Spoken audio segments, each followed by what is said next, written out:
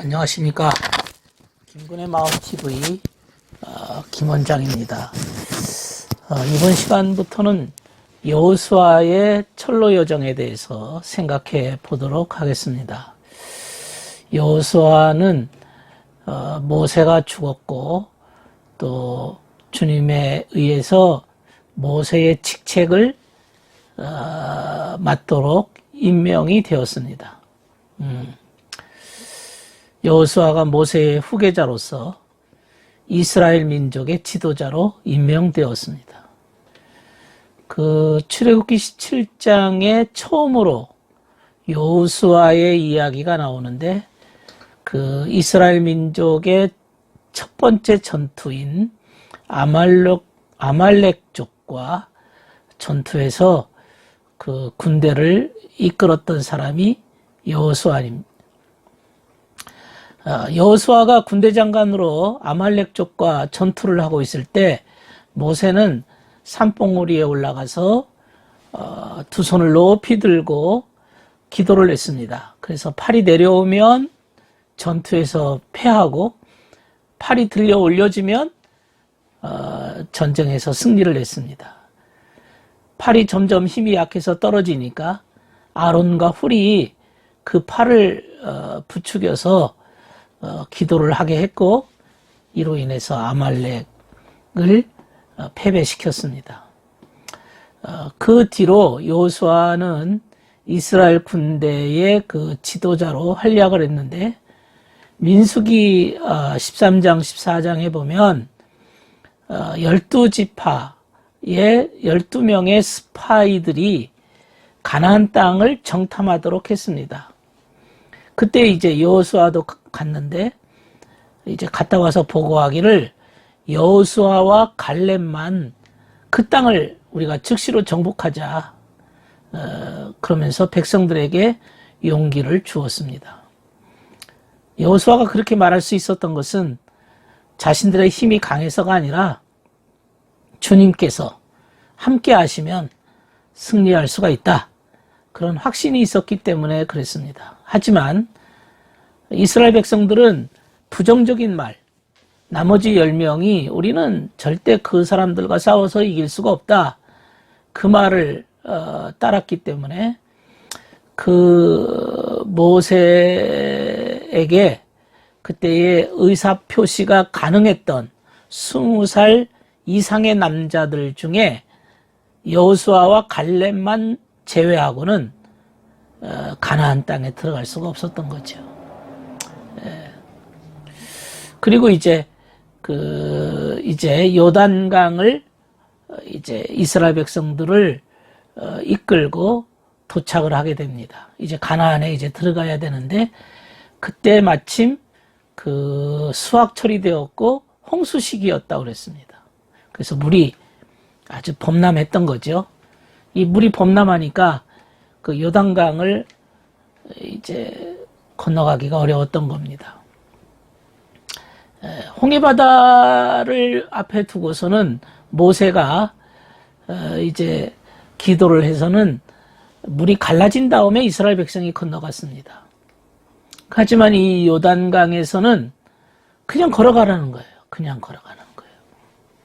그래서 모세와 여호수아의 다른 점은 모세는 하나님의 진리에 대한 그러니까 모세 율법이죠. 10계명.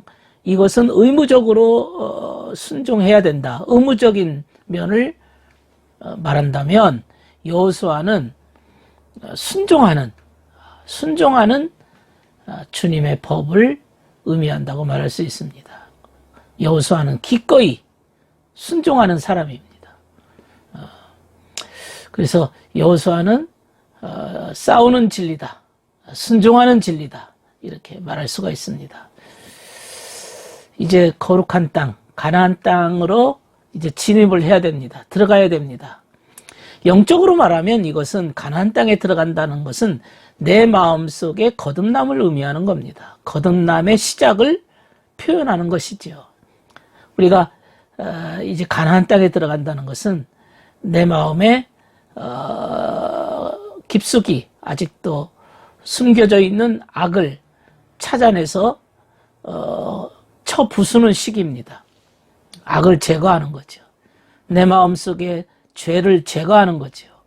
내 마음속에 살고 있는 악령들의 세력을 물리치는 거죠. 예.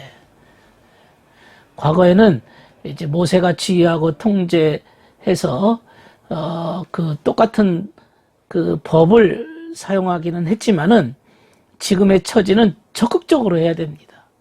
적극적으로. 여호수아의 시기는 적극성을 의미하는 거죠. 적극성을 의미하는 겁니다. 옛날 마음, 옛날 방식으로는 안 됩니다. 모세를 따라다니던 이스라엘 백성들의 방식은 광야에서 끝나는 거죠. 여기서부터는 이제 거듭남으로 새로 태어나는 그러한 시기라고 말할 수가 있습니다. 이제 요단강이 앞에 가로막혀 있습니다. 이 요단강이라고 하는, 요단이라는 이름은 하강을 의미합니다. 그게 이제 레바논 산맥에서부터 이제 지상의 가장 낮은 바다가 사해 바다 아닙니까? 사해. 그러니까 높은 데서 아래로 떨어지는 거예요. 그 중간에 이제 요단강이 있는 것이죠. 예. 그러니까 우리가 영적으로 말하면 주님의 진리가 가장 낮은 차원까지 이르는 거죠. 하늘 영광에서 이 땅에 있는 이 지상까지 내려오시는 낮고 주님의 임마누엘이라고 말할 수도 있습니다. 여호수아가 명령을 합니다. 그래서 궤를 둘러싼 이 제사장들이 이제 홍수로 인해서 넘실거리는 그 요단강 안에 그냥 들어가는 겁니다. 무작정. 전진하니까 이렇게 무작정 그 강에 들어가자마자 강이 즉시 갈라지기 시작합니다. 예.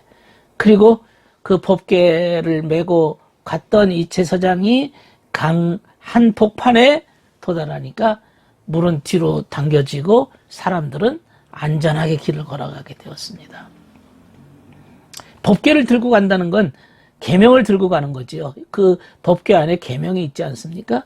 계명을 들고 말씀을 들고 담대하게 전진하면 주님께서 길을 열어주신다. 이것을 우리에게 의미하고 있는 바입니다. 그래서 여호수아는 요단강 한복판에서 12개의 돌멩이를 메고 나와서 길갈로 가져갑니다. 길갈에 가져가서 그것을 가지고 기념을 하는 거죠. 예.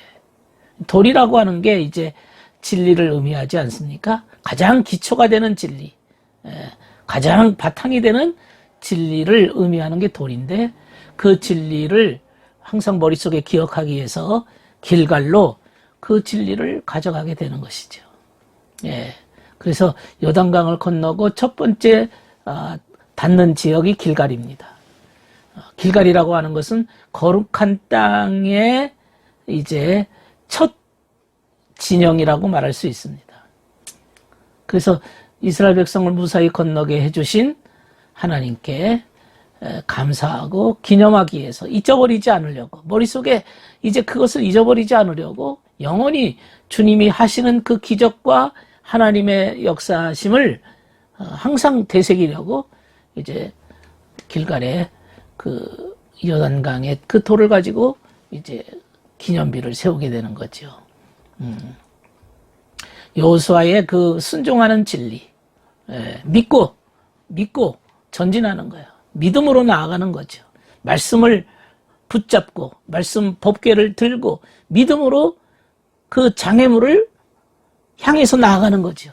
이게 바로 여호수아의 삶이고 그게 바로 믿음을 가지고 순종하는 자의 삶의 철로 여정인 것입니다.